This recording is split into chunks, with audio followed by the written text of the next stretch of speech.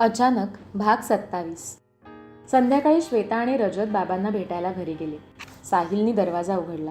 श्वेताचा निस्तेज चेहरा पाहून त्याला खूप वाईट वाटलं. तिघही घरात जातात. श्वेता धावतच बाबाला भेटायला निघून गेली. बाबाचा चेहरा पाहून तिला खूप वाईट वाटलं. बाबा, काय हालत करून घेतली आहे स्वतःची. नको रे इतका विचार करूस. श्वेता, माझं सोड ग. तू कशी आहेस? किती उतरलाय चेहरा तुझा. बाबा, मी ठीक आहे. श्वेता, कसे आहात बाबा? रजत विचारतो. मी ठीक आहे. कालच्या प्रकारासाठी मी तुमची माफी मागतो. बाबा, अहो बाबा, किती विचार करताय. तुमची काही चूक नाही त्यात. नका स्वतःला त्रास करून घेऊ. आमच्या मनात काही असतं तर मी आलो असतो का तुम्हाला भेटायला? रजत, तो तुमच्या मनाचा मोठेपणा झाला. तुमच्या घरच्यांना कसं वाटलं असेल? बाबा, त्यांना काही वाटलं नाही. हवं असेल तर विचारा श्वेताला. रजत, हो बाबा, नका ना इतका त्रास करून घेऊ. श्वेता, एक काम कर, मस्तपैकी सगळ्यांसाठी चहा बनव. बाबा, सकाळपासून काही खाल्लंयत का? ते मानेनच नाही म्हणतात. श्वेता पटकन उठून चहा बनवायला जाते. तेवढ्यात सुनंदाताई येतात. रजत, हिला बाहेर जायला सांगा. मला हिचं तोंड पण बघायचं नाही. बाबा रागात म्हणाले. बाबा, असं चिडू नका. आजपर्यंत त्यांनीच साथ दिली ना तुम्हाला. एका चुकीमुळे त्यांना दूर करू नका. आणि श्वेता नाही ना आवडत त्यांना. अहो, काही प्रॉब्लेम नाही. तिच्यासाठी आम्ही आहोत सगळे. घरातले सगळे खूप प्रेम करतात तिच्यावर. तिला एवढं प्रेम देतील की तिला प्रेमाची काही कमी जाणवणार नाही. आईंना माफ करा तुम्ही. अजून साहिलचं आयुष्य घडायचंय आणि आता सई पण आहे. त्यामुळे सगळं विसरून पुढे गेलेलंच चांगलं. रजत म्हणाला. जावई बापू, मी माफी मागते तुमची, पण यांना समजवा ना. यापुढे असं नाही होणार. आई रडत म्हणाल्या. आई, थोडा वेळ द्या त्यांना. रजत म्हणाला. तेवढ्यात श्वेता सगळ्यांसाठी चहा घेऊन येते. सगळ्यांना चहा देऊन ती तिच्या रूममध्ये निघून जाते. साहिल तिच्या मागे तिच्या रूममध्ये येतो. श्वेता, थोडं बोलायचंय. साहिल, बोल ना दादा.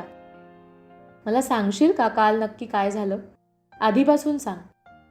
श्वेता डॉक्टर निधी आणि रजतच्या बोलण्यापासून ते कालपर्यंतचं सगळं त्याला सांगते. तेवढ्यात सई तिथे येते. साहिल, मला तुझ्याशी थोडं बोलायचंय.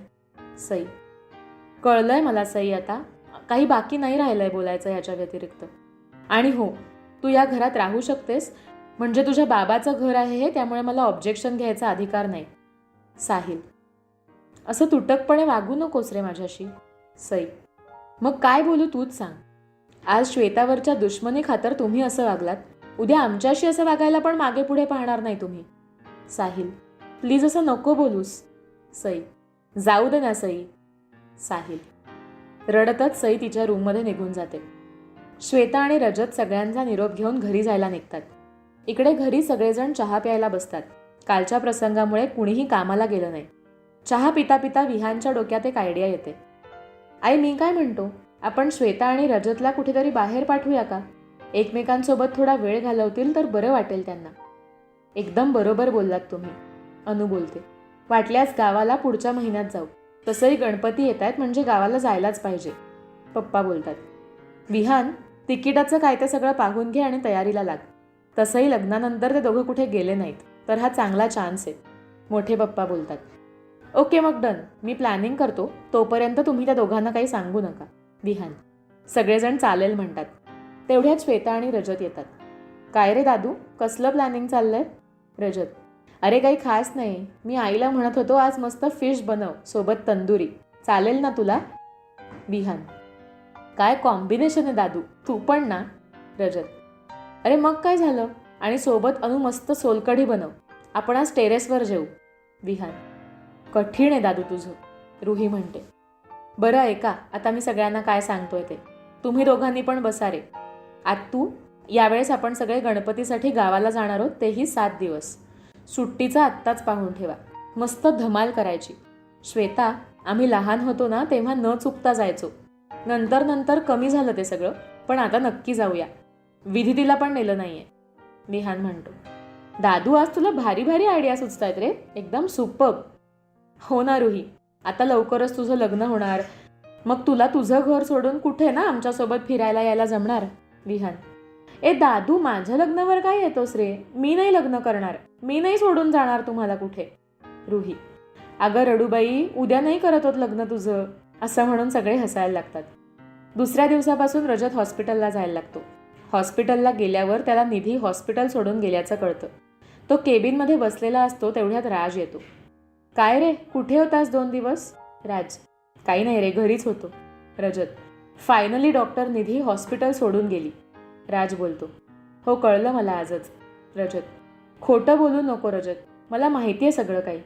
राज: तुला काय माहिती आहे? हेच डॉक्टर निधी पुराण. म्हणजे? रजत: राज त्याला आणि श्वेताचं बोलणं, ते भेटलेले, ते सगळं सांगतो. एक बोलू रजत, तू खूप लकी आहेस. श्वेता तुझ्या आयुष्यात आली.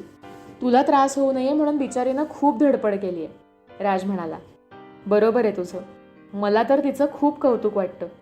मला असं वाटलेलं की ती खूप उथळ मुलगी आहे, पण जाम हिंमतवान निघाली. यापुढे मला तिला काहीच कमी पडू द्यायचं नाही आहे. रजत म्हणाला: बरोबर आहे तुझं. बरं चल, मी राऊंड मारून येतो. राज बाहेर निघून येतो. संध्याकाळी विहान खुशीतच घरी येतो. अरे वा, आज खूप खुशीत दिसतोयस. रुही: रुही, कारणच तसं आहे माय डिअर. गोव्याच्या फ्लाईटची तिकीटं मिळाली आहेत, हॉटेल बुकिंग पण झालंय. विहान: वा भाई वा, पण रजत भाईला सांगितलं का? रुही: आता आला की त्या दोघांना सरप्राईज देऊ. विहान: पण काय रे भाई, गोवाच का निवडलंस? मनाली, उटी वगैरेला पाठवायचं ना. रुही: बरोबर आहे माय डिअर, पण तिकडे जायचं म्हणजे 10-12 दिवस पाहिजेत, आणि आता रजतला 3 दिवसापेक्षा जास्त सुट्टी मिळणार नाही, म्हणून शॉर्ट बट स्वीट ट्रिप म्हणून गोवा चूज केलं. विहान: बढिया आहे. रुही: थोड्या वेळानं रजत येतो. सगळे मस्तपैकी जेवतात आणि बाहेर बसलेले असतात. काय आई, आज रात्री कॉफीचा प्रोग्राम? रजत: रजत, दादूचं काहीतरी काम आहे म्हणून सगळे जमलोय. अरे वा, दादू, आज काय स्पेशल? रजत: विहान रजत आणि श्वेताला एकत्र बसवतो. तुम्ही दोघांनी डोळे बंद करा. विहान: ते दोघेही डोळे बंद करतात तसं विहान त्यांच्या हातात एन्व्हलप ठेवतो. आता दोघांनीही डोळे उघडा. दोघेही डोळे उघडून पाहतात तर हातात एन्व्हलप असतं. हे काय आहे दादू? रजत: अरे उघडून तर बघ आणि श्वेताला पण दाखव. विहान: रजत उघडून पाहतो तर त्यात 2 गोव्याची तिकीटं असतात. वाव दादू, एकदम मस्त सरप्राईज. रजत विहानला मिठी मारतो. पण तुम्ही हे कधी प्लॅन केलं आणि आम्हाला कोणीच कसं काही नाही बोललं? रजत म्हणाला: हे आमच्या सगळ्यांकडून तुम्हाला सरप्राईज गिफ्ट आहे. तसंही लग्नानंतर तुम्ही कुठे गेला नाही आहात. आई म्हणतात: श्वेता, आईला सांगू का गं तुम्ही कुठे गेलेलात ते? विहान मिश्किलपणे बोलतो: म्हणजे दादू, आम्ही समजलो नाही. रुही म्हणते: अगं काही नाही, हा उगाच काहीही बोलतोय. अरे सांगतो रे, आता तुम्हाला कोणी काहीही बोलणार नाही. अरे सांग सांग, मोठे पप्पा बोलतात. विहान श्वेता आणि रजत लोणावळ्याला कसे गेले, श्वेतानं त्याला काय काय सरप्राईज दिली ते सगळं सांगतो. सगळे शॉक होऊन ऐकत असतात. अरे वा, छुपे रुस्तम निघालात तुम्ही तर. असं बोलून सगळे हसायला लागतात. रजत तिच्याकडे प्रेमाने बघतो तसं श्वेता मस्त लाजते. चला मग, सगळे झोपायला जाऊ. उद्या तुम्ही दोघं शॉपिंग करा. परवा सकाळी 7ची फ्लाईट आहे. सगळे झोपायला निघून जातात.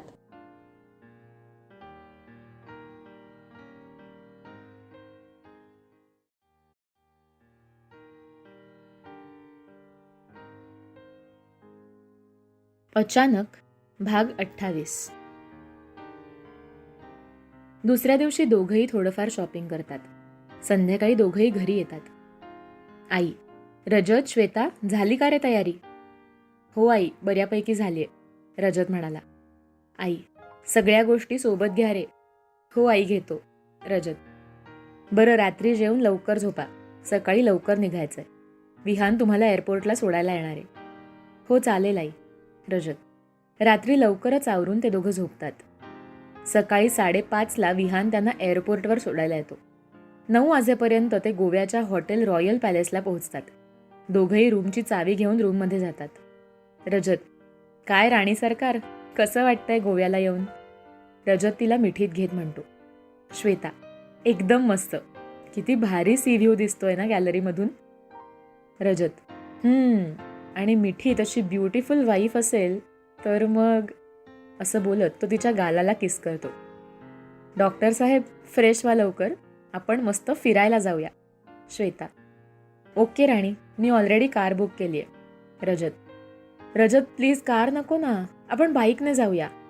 अगं जान, ऊन लागेल ग, म्हणून मी कार बुक केली. प्लीज ना रजत. ओके राणी, बाईकने फिरू. जसं तू म्हणशील तसं.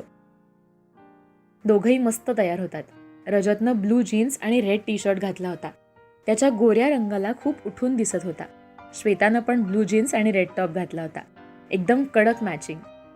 कानात न्यू फॅशनची इयरिंग्स, एका हातात वॉच, एका हातात मस्त कडं घातलं होतं. रजत एकटक तिच्याकडे पाहत होता.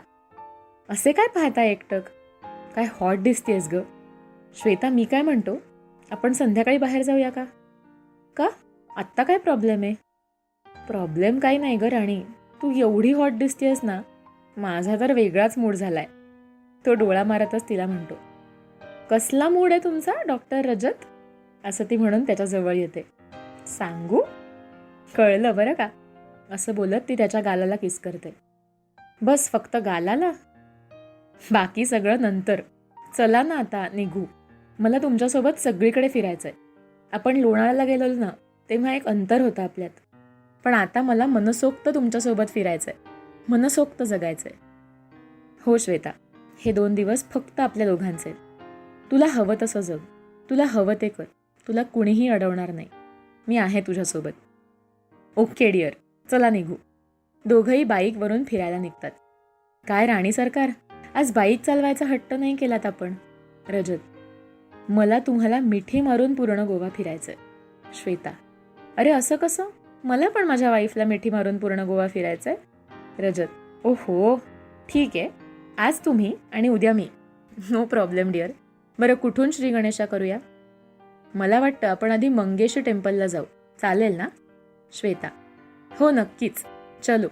दोघंही अर्ध्या तासात मंगेशी टेम्पलला पोहोचतात. दोघंही मंदिरात जाऊन दर्शन घेतात. किती मस्त मंदिर आहे ना, किती प्रसन्न वाटतंय. श्वेता, हो ना, गोव्यात एवढं सुंदर देऊळ, मस्तच. रजत, चला निघूया का? श्वेता, हो निघूया ना, पण मला भूक लागली आहे खूप. रजत, ओके डिअर. ते दोघं नाश्ता करायला जातात. रजत, नाश्ता करताना पण काय असं टक लावून बघताय? तुझ्या चेहऱ्यावरचा आनंद पाहतोय. असं वाटतं सतत तुझ्याकडे पाहत राहावं. खूप लकी आहे मी, तुझ्यासारखी बायको मला मिळाली. Thank you so much. आता पाहतच राहणार आहात की नाश्ता पण करणार आहात? आपल्याला अजून चर्च पण पाहायचे. किती एक्सायटेड आहेस तू श्वेता. अरे मग काय, एकतर आपण गोव्याला आलोय, त्यात तुम्ही माझ्यासोबत आहात, मग एक्सायटेड तर असणारच ना. ओहो, मॅडम आज मस्त मूडमध्ये आहेत. रजत, वो तो है, जब आप साथ हो तो मूड तो बनता ही है ना. चल निघूया. श्वेता बाईकवर रजतला मिठी मारून बसली होती. वाऱ्यासोबत भुरभुरणारे तिचे केस एकदम मस्त वाटत होते. डोळ्यावर गॉगल. रजत तर तिला असं पाहून घायाळ झालेला. त्यात ती त्याला मिठी मारून बसलेली. हे परमेश्वरा, हिला असं पाहून मी स्वतःला कसं बसं कंट्रोल करतोय रे. नाहीतर असं अप्रतिम सौंदर्य ज्याच्याजवळ असेल तो कसं काय राहू शकेल रे. असं स्वतःशीच बोलत तो गालातल्या गालात हसत असतो. श्वेता आरशातून त्याला पाहत होती. काय झालं, एकटेच काय हसताय गालातल्या गालात? काही नाही ग, सहजच. अरे असं काय, सांगा ना. ओके सांगतो, पण त्याआधी तुला मला काहीतरी द्यावं लागेल. काय हवंय तुम्हाला? एक किस आणि गच्च मिठी. एवढंच ना? असं म्हणून ती त्याला अजूनच घट्ट मिठी मारते आणि त्याच्या नेकला किस करते. Thanks darling. बरं आता सांगा कसला विचार करताय? तो मनात काय विचार करत होता ते तिला सांगतो. अरे काय डॅम्बिस आहात तुम्ही, याच्यासाठी तुम्ही मला किस करायला लावलं? श्वेता गाल फुगवून म्हणाली. बस काय राणी, याला म्हणतात दुधाची तहान ताकावर भागवणं. बोलत बोलत ते दोघं बॉम्ब जीसस बसिलिका चर्चच्या इथे येऊन पोहोचले. पोर्तुगीजांच्या काळातलं ते चर्च दोघंही कुतूहलानं पाहत होते. ते गोव्यामधील प्राचीन चर्च होतं. त्याचा इतिहास जाणून घेण्यात श्वेता गर्क होऊन गेली. रजतच्या मनात विचार आला, काय मस्त आहे ही, हिला सगळ्या गोष्टीत कसा काय इतका इंटरेस्ट असतो, किती मन लावून ऐकते ही. तू गॉड आहेस, जीजस आहेस की अजून कोण आहेस ते मला माहीत नाही, पण माझ्या या फुलासारख्या कोमल राणीला माझ्यापासून दूर करू नकोस, एवढंच माझं मागणं आहे. रजत स्वतःशीच म्हणतो. अरे रजत, तिकडे काय करताय, इकडे या ना. श्वेता, अगं ऐक तू आणि मला सांग. तो हसतच तिला म्हणतो. नको ग डिस्टर्ब करूस माझ्या राणीला. तुझ्या विचारात जो सुकून आहे तो कशातच नाही. Love you sweetheart. तो मनातल्या मनात बोलतो आणि स्वतःशीच हसतो. काय झालं आता का हसताय? ते नको, राहू दे. मागच्यासारखंच काहीतरी असेल आणि तुम्ही मला गंडवाल. तसा तो हसायला लागतो. बरं ऐका ना पुढचा प्लॅन. बोला राणी सरकार. आपण अवर लेडी कन्सेप्शन चर्चला जाऊया. ठीक आहे, चला निघूया. Our lady conception church. ते दोघं चर्चच्या इथे येतात. तिला ते चर्च खूपच आवडतं. काय मस्त चर्च आहे ना रजत, स्पेशली त्याच्या पायऱ्या किती मस्त आहेत ना. असं म्हणत ती पूर्ण चर्च पाहते. किती ओल्ड चर्च आहे हे, पण अजून किती भक्कम आहे. असे अनेक विचार तिच्या मनात येतात. चर्च पाहून दोघंही जेवायला जातात. दोघंही मस्तपैकी नॉनव्हेज खातात, स्पेशली सी फूड. प्रॉन्स तर तिचे एकदम फेवरेट. दोघंही भरपेट जेवतात. श्वेता, खूप सुस्ती आली आहे, हॉटेलवर जाऊन आराम करू आणि मग संध्याकाळी बाहेर फिरायला जाऊ, चालेल ना? रजत, ओके बॉस, तसंही मी पण खूप थकली आहे. अरे काहीही न करता कशी काय थकलीस? असं म्हणत तो तिला डोळा मारतो. ती डोळे मोठे करत म्हणते, सावटपणा नको. दोघंही हॉलवर निघून येतात. रजत फ्रेश होऊन येतो तसं ती फ्रेश व्हायला निघून जाते. ती फ्रेश होऊन बाहेर येते तर पाहते रजत झोपलेला होता. ती त्याच्याजवळ जाऊन त्याच्या गालावर किस करणार तितक्यात रजत तिला जवळ ओढतो आणि तिच्या ओठांना किस करतो. 2 मिनिट तिला कळतच नाही काय झालं ते. ती त्याच्याकडे लटक्या रागाने पाहते आणि झोपायला जाते. तसं रजत तिला अजूनच जवळ ओढतो. सोडा ना रजत. इतने सितम मत कर मेरी जान, इस ब्यूटी को देख के हम खुद को कैसे तुमसे दूर करे. बस करा तुमचा ड्रामा. ती हसतच त्याला मिठी मारते आणि ते एकमेकात मिसळून जातात. संध्याकाळ होते तसं रजतला जाग येते. तो पटकन फ्रेश होऊन येतो. श्वेता शांतपणे झोपलेली होती. किती निरागस आहे हे, झोपल्यावर अजूनच सुंदर दिसते. सॉरी गजान, तुला उठवतोय, पण काय करू, तुझ्यासाठी एक सरप्राईज रेडी आहे, तिकडे न्यायचंय, त्यामुळे तुला उठवावं लागेल. तो तिला हाक मारतो. उठ ना श्वेता, बाहेर फिरायला जायचंय ना? फिरायला जायचं ऐकल्यावर ती पटकन उठते. रजत 5 मिनिटात रेडी होऊन येते. असं म्हणत ती चेंज करायला जाते. 1 मिनिट श्वेता, तुझ्यासाठी काहीतरी आहे, असं म्हणत तो एक तिला बॉक्स देतो. तू चेंज होऊन ये, मी खाली वाट पाहतोय, असं म्हणून तो खाली निघून जातो. श्वेता बॉक्स ओपन करून पाहते तर त्यात शॉर्ट स्कर्ट आणि टॉप असतो. ते पाहून ती खूप खुश होते आणि पटकन चेंज करायला निघून जाते. ती आवरून खाली येते तसं तो तिच्याकडे पाहत राहतो. आज पहिल्यांदा तिने शॉर्ट स्कर्ट घातलेला होता. त्यात तिचं सौंदर्य खुलून दिसतच होतं. ती एकदम सेक्सी दिसत होती. रजत एकटक तिच्याकडे पाहत होता. त्याला तसं पाहताना ती बघून पटकन लाजली आणि लाजल्यावर तिच्या गालावर मस्त खळी पडली. असं काय पाहताय? तुझ्या गालावर खळी पडली आहे ना, ती पाहतोय. वेडावून सोडते ती मला. असं वाटतं तुझ्या खळीला किस करावं. काहीही काय, कुठेही सुरू होता तुम्ही. अरे सुरू कुठे झालोय, मी तर फक्त बोललो, असं म्हणत तो तिला डोळा मारतो. बरं निघूया का, की मला इथेच सरप्राईज मिळणार आहे? ओ सॉरी, चल निघू. बरं रजत, आपण नक्की कुठे जातोय? कळेल लवकरच. थोड्या वेळात ते दोघं पालोलेम बीचवर येऊन पोहोचतात. वाव रजत, किती मस्त आहे हे, किती मोठी मोठी नारळाची झाडं. ती खूप खुश होते. तिच्या चेहऱ्यावरून आनंद ओसंडून वाहत होता. वाव रजत, आवडलं मला सरप्राईज, असं म्हणत ती त्याला मिठी मारते. तसं तो तिच्या कानात सांगतो, जान, असली सरप्राईज तो अभी बाकी है, असं म्हणत तो तिच्या डोळ्यावर रुमाल बांधतो. अरे हे काय करताय? अगं सरप्राईज द्यायचं ना तुला, म्हणून रुमाल बांधला. घाबरतेस काय? घाबरत नाही हो. ओके मग चल, असं म्हणत तो तिचा हात धरत तिला चालत शिड्यांनी वरती नेतो. अरे कुठे चाललोय आपण? वेट श्वेता, असं म्हणत तो तिच्या डोळ्याला बांधलेला रुमाल काढतो. समोरचा नजारा पाहून ती आनंदाने उड्या मारायला लागते. अरे हो हो, किती खुश होतीयस, आवडलं ना सरप्राईज? एकदम मस्त, असं म्हणून ती त्याला मिठी मारते. रजत, खरं सांगू का, मला खरंच हट्समध्ये राहायचं होतं. बघा ना, इथून समुद्र किती सुंदर दिसतोय. हो ना राणी, तू इथे असल्यामुळे या समुद्राची शोभा जास्तच वाढली आहे. काहीही या रजत, अगं खरंच, ह्या शांत समुद्रापेक्षा माझी श्वेता जास्त सुंदर आहे. या प्लेसचं सौंदर्य तेव्हाच पूर्ण होईल जेव्हा तुझा हात हातात घेऊन मी ते अनुभवेन. रजत, खूप प्रेम करता ना माझ्यावर? माहीत नाही गं, पण हे आकाश जिथे संपतं ना, त्यापेक्षा जास्त प्रेम मी तुझ्यावर करतो. I love you Rajat. Love you too माझी राणी. दोघं बराच वेळ हातात हात घेऊन एकमेकांच्या विठीत विसावले होते. ए श्वेता, चल आवर ना, आपण डिस्कोला जाऊ. काय रजत, मी कधी डिस्कोला गेले नाही हो. अगं मी तरी कुठे गेलोय, चल ना जाऊया. दोघंही तयार होऊन डिस्कोला जातात. सुरुवातीला त्यांना खूप ऑकवर्ड वाटतं, पण नंतर नंतर ते दोघंही एन्जॉय करू लागतात. दोघंही मनसोक्त नाचतात. थकूनच ते दोघं बाहेर येतात आणि जेवायला जातात. दोघंही नॉनव्हेजच्या वेगवेगळ्या डिशेसचा आस्वाद घेतात आणि हट्समध्ये जायला निघतात. श्वेता दार उघडून आत येते तर समोरचं दृश्य पाहतच राहते. तिचा तिच्या डोळ्यांवर विश्वासच बसत नाही. अलगद तिच्या डोळ्यातून अश्रू ओघळतो. ती पटकन मागे वळते आणि रजतला मिठी मारते. काय झालं राणी, आवडलं नाही का? वेगवेगळ्या फुलांचा वापर करून रूम सजवलेली असते. खाली फुलांचा गालिचा पसरलेला होता. फुलांचा सुवास वातावरण अजूनच रोमॅन्टिक करत होता. जान, पहा ना एकदा. तो अलगद तिची हनुवटी उचलतो. अजूनही तिची नजर खाली झुकलेली होती. अगं बघ तरी एकदा, किती लाजशील. लाजून लाजूनच मारणार का मला? तशी ती हसायला लागते. आवडलं का तुला, सांग ना. खूप खूप आवडलं. किती कराल माझ्यासाठी? तुझ्यासाठी नाही ग, आपल्यासाठी केलंय. मला आपल्या आयुष्यातला प्रत्येक क्षण यादगार बनवायचा आहे. असं बोलून तिच्या कमरेला हात लावून तिला जवळ ओढतो. तीही त्याच्या गळ्यात हात टाकते. दोघंही एकमेकांकडे पाहत असतात.